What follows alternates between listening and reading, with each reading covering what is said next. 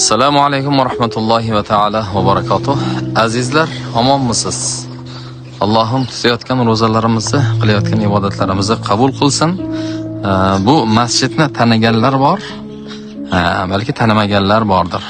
Bizni Tuproqqal'a tumanimiz, Fitna qishlog'i Shayxlar mahallasida oldindan faoliyat yuritib kelayotgan mana bu eski binosi Adham sahoba masjidi bor. Bu esa o'sha masjidimizning yangi binosi qurildi va o'sha gumbazlari bitdi, devor, g'ish suvoq qismi bitdi, elektr montajlari bo'ldi, oynalari qo'yildi, eshiklari qo'yildi va shu jarayonda mana.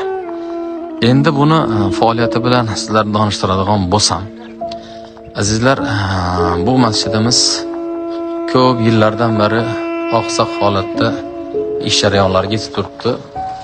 Inshaalloh jadal rivojlantiramiz siz bilan, siz-u biz birgalikda. Chunki ko'pchilik ko'p narsani yengadi degan maqsadda mana shu joya o'sha masjidimizda ishlagan ustalarimiz bor va uning yonida ko'makchilari bor. Shular bilan birga isitish tizimini boshladik. Va bugungi o'sha 22 mart sanasidagi holat bilan tanishtiraman. Bir dona aynamiz qoladi, yana ustalarimiz kelib qo'yib chiroyli holatga keltirayotganlar. Yana qaradigan bo'lsak, bundan 2 yil oldin biz masjidimiz isitish tizimi uchun tagiga yana shu issiqlikni tejash maqsadida 3 santimetrlik Penaplex degan mahsulotni döşagan edik. Issiqlik tagiga emas, yuqoriga ibodat qiladigan insonlarga manfaat yetirsin degan maqsadda. Bu masjidimiz, namozxonamizni birinchi bor. Mana bu esa ikkinchi qismi edi. Mana bu noib imomimiz, imom xatibimiz harakat qilib turibdilar. Yana shuning ustlarini yopdilar. Yana qaragan bo'lsak, damir bilan shunchalik harakat etib, homiylari jalb qilib harakat qilib turibdilar. Alloh rozi bo'lsin, dunyo oxiratga yaxshiligini ziyoda qilsin. Yana ukalarimiz inshaalloh isitish tizimini jadal rivojlantirib turibdilar. Ro'za bo'lishligiga qaramasdan deyarli 70-80 millionlik mahsulotni bir akamizning do'konidan keldik, qarzdan keldik. Shuni to'lashligimiz kerak. Ustalar 1 so'm olmaydi.